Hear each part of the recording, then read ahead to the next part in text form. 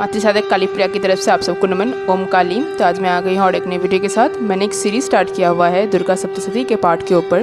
उस सीरीज़ में मैंने पहले ही 2 वीडियोस अपलोड कर दिए हैं, पहले और द्वितीय अध्याय पर।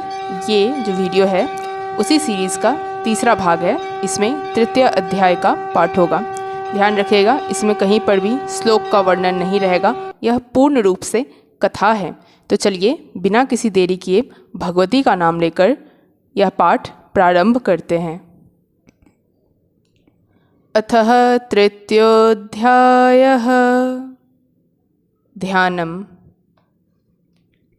जगदम्बा के श्री अंगों की कांति उदय काल के सहस्त्रों सूर्यों के समान है। वे लाल रंग की रेशमी साड़ी पहने हुए हैं। उनके गले में मुंडमाला शोभा पा रही है। दोनों स्तनों पर रक्त चंदन का लेप लगा है। वे अपने कर कमलों में जप मालिका, विद्या और अभय तथा वर नामक मुद्राएं धारण किए हुए हैं। 3 नेत्रों से सुशोभित मुखारबंद की बड़ी शोभा हो रही है। उनके मस्तक पर चंद्रमा के साथ ही रत्नमय मुकुट बंधा है तथा वे कमल के आसन पर विराजमान हैं। ऐसी देवी को मैं भक्तपूर्वक प्रणाम करता हूँ। ऋषि कहते हैं, दैत्यों की सेना को इस प्रकार तहस नहस होते देख महादैत्य सेनापति चिक्षुर क्रोध में भरकर अंबिका देवी से युद्ध करने के लिए आगे बढ़ा। वह असुर रणभूमि में देवी के ऊपर इस प्रकार बाणों की वर्षा करने लगा जैसे बादल मेरुगिरी के शिखर पर पानी की धार बरसा रहा हो। तब देवी ने अपने बाणों से उसके बाण समूह को अनायास ही काटकर उसके घोड़ों और सारथी को भी मार डाला। साथ ही उसके धनुष तथा अत्यंत ऊंची ध्वजा को भी तत्काल काट गिराया। धनुष कट जाने पर उसके अंगों को अपने बाणों से बींध डाला। धनुष, रथ, घोड़े और सारथी के नष्ट हो जाने पर वह असुर ढाल और तलवार लेकर देवी की ओर दौड़ा। उसने तीखी धार वाली तलवार से सिंह के मस्तक पर चोट करके देवी को भी बाईं भुजाएं बड़े वेग से प्रहार किया।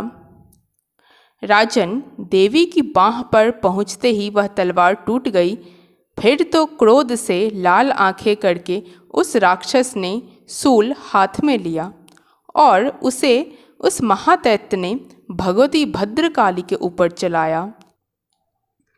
वह शूल आकाश से गिरते हुए सूर्यमंडल की भांति अपने तेज से प्रज्वलित हो उठा। उस शूल को अपनी ओर आते देख देवी ने भी शूल का प्रहार किया। उससे राक्षस के शूल के सैकड़ों टुकड़े हो गए। साथ ही महादैत्य चिक्षुर की भी धज्जियां उड़ गई। वह प्राणों से हाथ धो बैठा। महिषासुर के सेनापति उस महाप्रक्रमी चिक्षुर मारे जाने पर देवताओं को पीड़ा देने वाला चामर हाथी पर चढ़ के आया। उसने भी देवी के ऊपर शक्ति का प्रहार किया, किंतु जगदम्बा ने उसे अपने होंकार से आहत एवं निष्प्रभ करके तत्काल पृथ्वी पर गिरा दिया। शक्ति टूटकर गिरी हुई देख चामर को बड़ा क्रोध हुआ। अब उसने शूल चलाया, किंतु देवी ने उसे भी अपने बाणों द्वारा काट डाला। इतने में ही देवी का सिंह उछलकर हाथी के मस्तक पर चढ़ बैठा और उस दैत्य के साथ खूब जोर लगाकर बाहु युद्ध करने लगा। वे दोनों लड़ते लड़ते हाथी से पृथ्वी पर आ गए और अत्यंत क्रोधित होकर एक दूसरे पर बड़े भयंकर प्रहार करते हुए लड़ने लगे। तदंतर सिंह बड़े वेग से आकाश की ओर उछला और उधर से गिरते समय उसने पंजों की मार से चामर का सिर धड़ से अलग कर दिया। इसी प्रकार उदग्र भी शिला और वृक्ष आदि की मार खाकर रणभूमि में देवी के हाथ से मारा गया तथा कराल भी दांतों, मुक्कों और थप्पड़ों की चोट से धराशायी हो गया। क्रोध में भरी हुई देवी ने गदा की चोट से उद्धत का कचूमर निकाल डाला।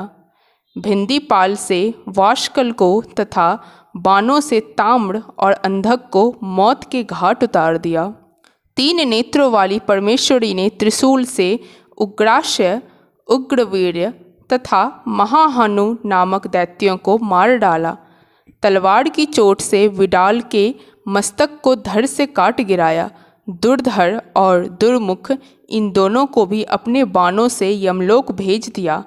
इस प्रकार अपनी सेना का संहार होता देख महिषासुर ने भैंसे का रूप धारण करके देवी के गणों को त्रास देना आरंभ किया। किन्हीं को थुथुन से मारकर, किन्हीं के ऊपर खुरों का प्रहार करके, किन्हीं किन्हीं को पूंछ से चोट पहुंचाकर, कुछ को सिंगों से विदीर्ण करके, कुछ गणों को वेग से, किन्हीं को सिंहनाद से, कुछ को चक्कर देकर और कितनों को निःश्वास वायु के झोंके से धराशायी कर दिया। इस प्रकार गणों की सेना को गिराकर वह असुर महादेवी के सिंह को मारने के लिए झपटा। इससे जगदम्बा को बड़ा क्रोध हुआ। उधर महापराक्रमी महिषासुर भी क्रोधित होकर धरती को खुरों से खोदने लगा तथा अपने सिंगों से ऊंचे ऊंचे पर्वतों को उठाकर फेंकने और गरजने लगा। उसके वेग से चक्कर देने के कारण पृथ्वी क्षुब्ध होकर फटने लगी। उसकी पूंछ से टकराकर समुद्र सब ओर से धरती को डुबोने लगा। हिलते हुए सिंगों के आघात से विदीर्ण होकर बादलों के टुकड़े टुकड़े हो गए। उसके श्वास की प्रचंड वायु के वेग से उड़े हुए सैकड़ों पर्वत आकाश से गिरने लगे।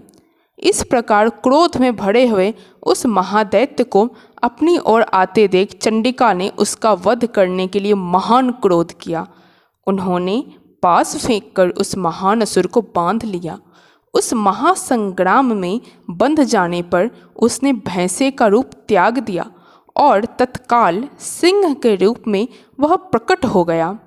उस अवस्था में जगदम्बा ज्यों ही उसका मस्तक काटने के लिए उद्यत हुई, त्यों ही वह खड्गधारी पुरुष के रूप में दिखाई देने लगा।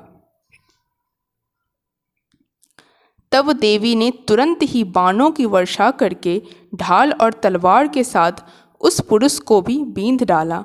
इतने में ही वह महान गजराज के रूप में परिणत हो गया तथा अपनी सूंड से देवी के विशाल सिंह को खींचने और गरजने लगा। खींचते समय देवी ने तलवार से उसकी सूंड काट डाली।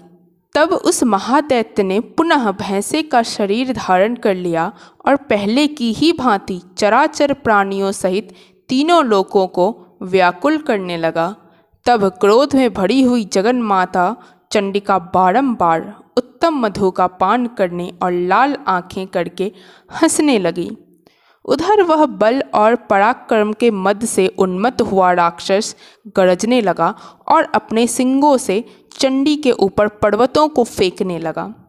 उस समय देवी अपने बाणों के समूहों से उसके फेंके हुए पर्वतों को चूर्ण करती हुई बोली। बोलते समय उनका मुख मधु के मद से लाल हो रहा था और वाणी लड़खड़ा रही थी। देवी ने कहा, अरे मूढ़, मैं जब तक मधु पीती हूँ तब तक तू क्षण भर के लिए गरज ले। मेरे हाथों से तेरी मृत्यु हो जाने पर अब शीघ्र ही देवता भी गर्जना करेंगे। ऋषि कहते हैं, यूँ कहकर देवी उछली और उस महादैत्य के ऊपर चढ़ गईं।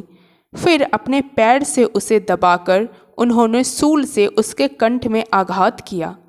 उनके पैर से दबा होने पर भी महिषासुर अपने मुख से दूसरे रूप में बाहर होने लगा। अभी आधे शरीर से ही वह बाहर निकलने पाया था कि देवी ने अपने प्रभाव से उसे रोक लिया। आधा निकला होने पर भी वह महादैत्य देवी से युद्ध करने लगा। तब देवी ने बहुत बड़ी तलवार से उसका मस्तक काट गिराया। फिर तो हाहाकार करती हुई दैत्यों की सारी सेना भाग गई तथा संपूर्ण देवता अत्यंत प्रसन्न हो गए। देवताओं ने दिव्य महर्षियों के साथ दुर्गा देवी का स्तवन किया। गंधर्वराज गाने लगे तथा अप्सराएं नृत्य करने लगी। इस प्रकार श्री मार्कंडेय पुराण के सावर्णिक मंतर की कथा के अंतर्गत देवी महात्म्य का महिषासुर वध नामक तीसरा अध्याय पूरा हुआ। आशा करती हूँ आप सबको ये वीडियो अच्छा लगा होगा। अच्छा लगा तो लाइक कमेंट शेयर सब्सक्राइब कर सकते हैं। देवी की सब पे असीम कृपा रहे। ओम काली।